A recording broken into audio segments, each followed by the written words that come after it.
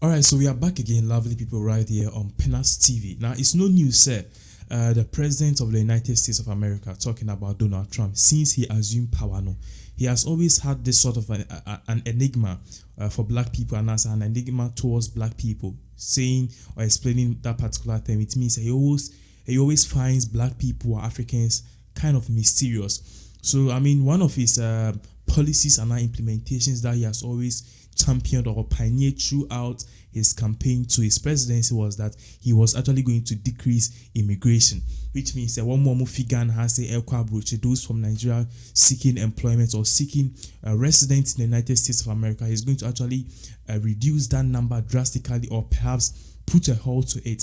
And we saw that particular how all of those things played out when he actually came out to say he's actually stopping the visa lottery in some countries, if not for the intervention of the House Speaker Nancy Pelosi, and also certain people who were in Congress, talking about their MPs who actually vote to block this particular bill which Donald Trump wanted to make it pass. Then, if not for them, then most of these bills will have been passed that Ghana, we won't have even have the chance to even participate in the lottery visa. I don't know if the lottery visa is still there in Ghana or not, but for most countries, especially the Muslim dominated countries, for most of those countries, this particular visa lottery thing has been banned due to Donald Trump, his imposition of telling his Congress or telling the American people that these countries that they indulge themselves or give them a free lottery visa, these countries are not good. I mean, they are Muslim dominated countries. They can come and do a whole lot of things to him which are very, very theoretical. Now, this is what is happening currently, and this is the breaking news that Pinax TV is reaching our desk right now. Donald Trump, over some past days, actually came out and said that he was actually planning with his administration to impose further ban on some African countries and some countries in the world.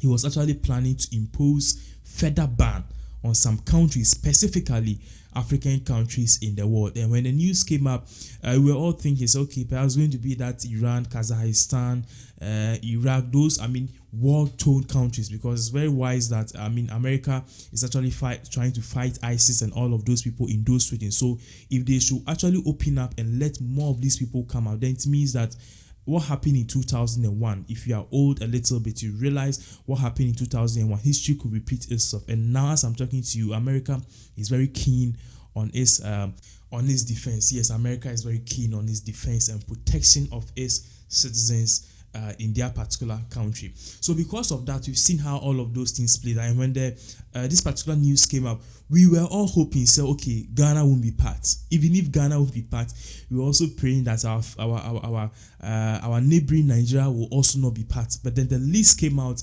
and from what we were even getting some few days ago, it was all going to the fact that Nigeria will be part of this particular ban that Donald Trump wants to impose. Mind you, in Africa alone, Nigeria's population is almost getting to 300 million. So because of that, I don't know why Donald Trump, he actually sees them as a threat because they are Muslim dominated or whatever. But then this is what the president of the United States of America, Donald Trump, has done. Now, before we even go on further and explain the details of this particular ban, we are here to also give you more insight as to the countries that are affected by this particular ban that I am talking about. Now, for the starters, the ban that Trump has imposed is going to affect certain African countries. And then let me mention some of the African countries that Donald Trump actually has imposed the sanction on. Citizens from Eritrea. Eritrea is, I think, in either South America or so. And Myanmar, Kazakhstan will also not be allowed to also apply for visas, and they've also actually imposed a visa ban for them. And he has also imposed a visa ban on Nigeria. Now, this is what we are getting from Nigeria's top website. It reads, the US President Donald Trump has imposed a visa ban that ensures immigration from Nigeria is no longer possible. Immigration from Nigeria is no longer possible. Finally, the worst has been done. Now, not all. Citizens from Sudan, Tanzania will also be barred from participating in the diversity visa lottery, which randomly awards green cards to 50,000 immigrants annually. The new restrictions is starting this month February 21st, and will apply only to new visa applications, which means those who have existing visas or those who have applied that are able to travel to the US back and forth. Those people do not have any problem. Those people will not have any problem. But for those who are yet to apply, I'm very sorry. All of those countries that I've mentioned, from Nigeria, Eritrea, Myanmar, Kazakhstan, Tanzania, Sudan, you countries or those people or citizens of those countries, please, you can't actually apply for visa and your country have been banned. Now, somebody will say, Pinax, what is happening? What's the meaning of all of this? As I said earlier on, Donald Trump campaigned on the premises of making America great again. And in all of those making America great again, he has some policies that he actually wanted to pioneer. And Americans are sort that when they vote for you, they really want you to they want to tax you. They want to tax you into doing what you told them you want to do. So we've seen that when Donald Trump assumed power, he has actually done or put in measures to make America's economy great again. Now, somebody will ask, which measures did he put to make America economy great again? This is what he did. Now, America is actually no man's land. It's a free man's land. Everybody can travel there. We have, a lot of nationals there who are working, and everybody is doing his part or his quota to actually build the United States of America. But then, at a point in time, jobs were not in the country because there were too much people traveling through the visa lottery and having a whole lot of many people were coming from many countries. Like every month, we have about 100,000 people going to the United States of America, and there are little jobs there. So because of that, there were no jobs for the American citizens themselves. So when Trump came, he actually imposed certain immigration policies, or he actually imposed certain ban on certain countries. Halt the visa lottery, and because of that, the existing jobs which are there, people are not flying in, or people are not coming in from other countries to come and take those existing jobs. So in turn, what has happened is that those jobs which are there, the people or the citizens themselves have now are now entitled to do those jobs, and there are abundance of jobs. Because of that, there are not many people actually going for scarce resources, and many people actually wanting to ponder on these particular resources are end also. But I'm not going into details because I want to actually do this in E. So that is what Donald Trump have done in effect. That has made the economy of America great again, because right now jobs is there, and when job is there, people are getting money, the spending power or the purchasing power of consumers can actually go up. That is the whole mindset, and because of that, more jobs, more money, the economy is doing well, and people are actually attributing it to Trump's policy. So basically, Trump's policies has some effects or some advantage and disadvantage, which all can be consumed as effect. And this is what he's doing to actually pioneer his cause. And mind you, somebody will ask, why did they vote for Donald Trump? He campaigned on these promises and they voted for him.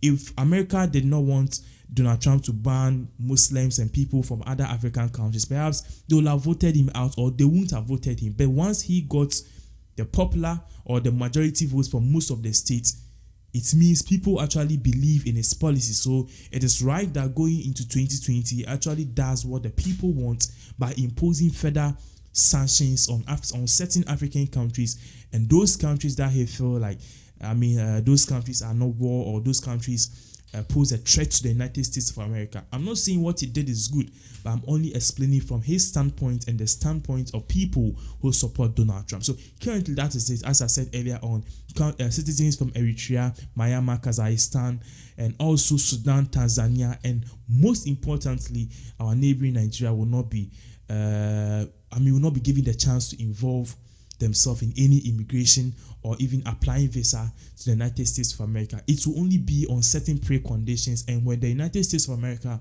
when they tell you certain things are based on conditions, and now 3 years time, they can even use your workings to actually fail you or fail your test to apply for a visa, because they will do everything possible to minimize the people or minimize the entry or the visa applicants who want to actually apply visa to the United States of America. It's a very sad thing, but currently that is what is going on. Now, we all saw what happened right here last year right here in this world, talking about if you are in the United States of America, you realize that every day on Fox News, CNN, Al Jazeera, there's something which is always playing out on TV. Trump impeachment. Now, what we saw last year was the phase one of the whole impeachment thing.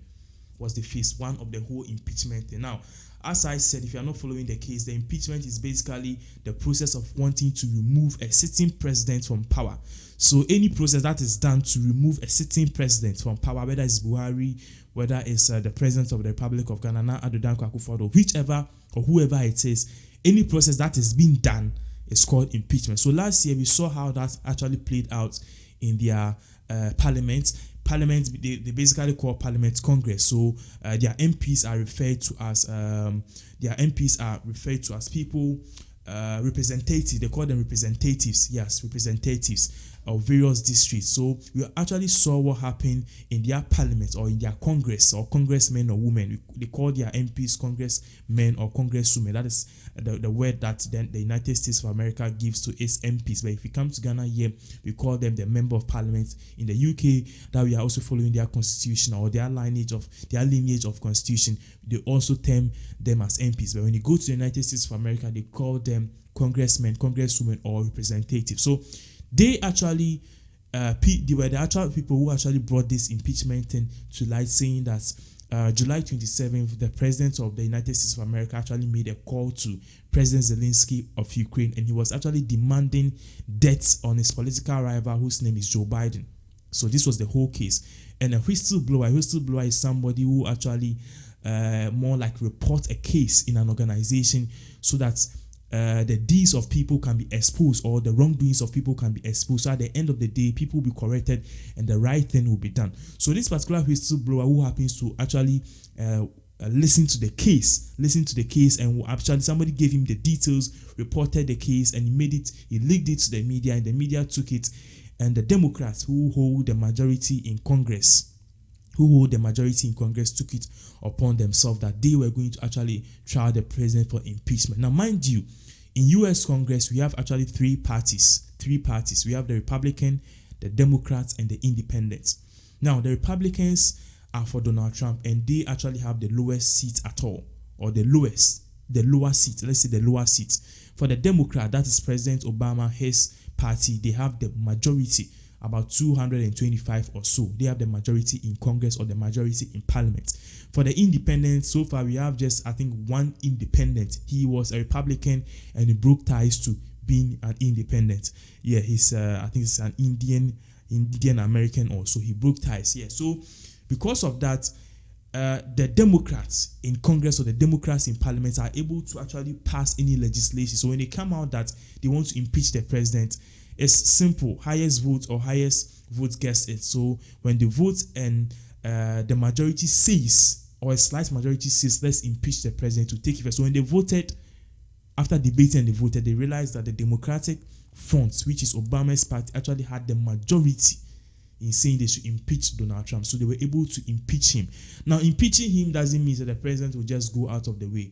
As I said, it's a process to actually remove a sitting president from power. So what happened is that once all of these things are done, they will send the articles of impeachment to the Senate.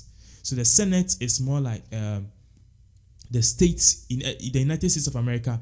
In every state, they have two senators. So two senators is more like the president or so. Yeah, the president or the ministers or so, something like that. So in every state, they have two senators. So for the Senate too, Donald Trump's party, the Republican, have majority in the Senate. They have majority in the Senate. And now Congress or the Parliament have actually proceeded in giving the articles of impeachment to Senate. So Senate now has the sole authority and sole mandate to receive those articles. It's like a process whereby they said Pinax have done something, so they will take the case from my office and they will take it to court. So it's like just taking the case from a smaller division to a higher division and for the final judgment. So they've taken the case from Parliament to the main Senate House, and that Senate House will determine the fate of Donald Trump. But as I'm speaking to you now, there's a high propensity and there's a high likelihood that Donald Trump will be acquitted. Acquitted means that he will not be found guilty. He will be they will say that he is actually free of all the crimes or all the things they've labeled against him, because currently, as I said earlier, on the Senate, the Republicans hold the majority. So there's a least likelihood that they are going to actually vote to actually expel him from office.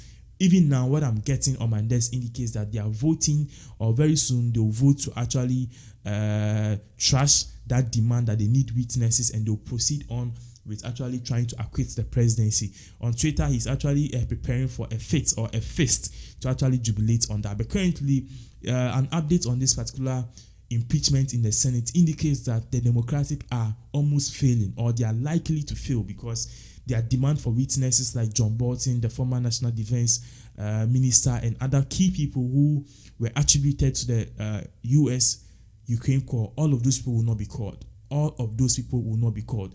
And when any trial is done and they are not calling witnesses, they can't actually make their case. So because of that, the whole thing will go, and the majority in Senate, the Republicans who are on favor or who are in the party of Donald Trump, will actually vote to say no.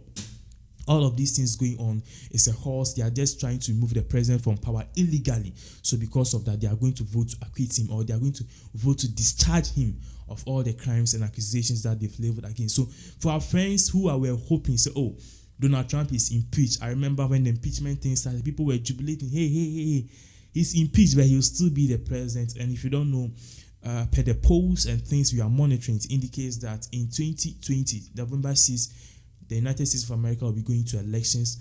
There's a high possibility that Donald Trump is going to win per the polls which are coming, even though there's also a high possibility he's going to lose the popular votes. US, they vote by state.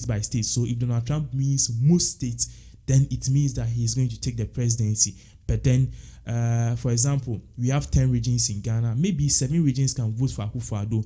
And out of those 7 regions who will vote for Akufo-Addo, total, let's say, up to, 8 million. Okay, but those 3 regions which you vote for the opponent, that's Mahama, they can total for about 10 million. But they don't base their votes based on numbers. They base it based on the number of states which any political party has won, or any political opponent has won, and they'll give it to the person. So that was just actually accounted for the president Donald Trump to actually be or assume power, and now he's doing all of these things that he actually campaigned or preached for. We are not here to judge, but let us think, or let us know what you think in the comment section below. Do you think it's high time Nigerians actually stand up for their rights, or do you think this whole US mentality or US vision or US future, that thing that we all propel to be in the United States of America, do you think it's time, or it's high time we all take those things from us? Because actually, I was speaking to a friend whose wife hails from South Africa. He was telling me that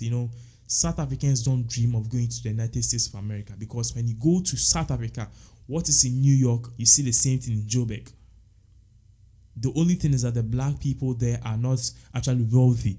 But anything in Joburg, the same thing is in New York, the same thing is in Washington. Like, there's nothing different. The streets, the tall buildings, the factories. So nothing propels you to actually travel out of your country. If you want to do, then you just want to go for holidays. But for countries like Ghana, Africa, Nigeria, because of how broke our systems is and how corrupt our leaders are, they are not doing anything better. You come to Ghana, the sun alone will scorch you to death. Things are not going on well. Every 3 minutes, there's lights off, roads are bad. Everything is just, fucked up in this particular country. And based on these things which are happening in this particular country or in Africa, citizens of this particular country all that they want to do is they want to travel outside the country for greener pastures. Because the last time I checked, a Nigerian doctor was paid in Dubai like 10 times the amount you'll have received in Nigeria. And this is so hectic. So because of that, everybody wants to travel to the United States of America, UK, to actually go and seek for greener pastures and even get more income. And blacks, when they travel outside the country, they are more hardworking, because they know that they are living on a time bomb, and they know that they have to come home and prove something. Now, for those of my friends who are thinking of going to the UK, finally, they've actually got the Brexit, because after the votes that granted Boris Johnson the majority in the House, he can now proceed with his Brexit plan. And Boris Johnson is a keen advocate of anti-immigration, which means he doesn't like people, or he has a stance that people should not be coming to the UK. So UK will soon be strengthening its immigration policies, just like what Trump is doing. But then before he would do that, he will have to get Brexit done. Then you actually have to champion the cause of actually making immigration tight in the UK. So for starters, those going to the US, those going to the UK, I think it's high time we stay in Africa and concentrate on ourselves at least. I don't know, perhaps you could travel to South Africa, because right now everybody is actually blocking me from coming to their country. It's a sad thing. So let us know what you think in the comment section below. We'll do what to give you more update based on all of these things which are happening right here in this country. If you're new here, please kindly stick and stay, and also share this video. Thank you. Thanks so much for watching.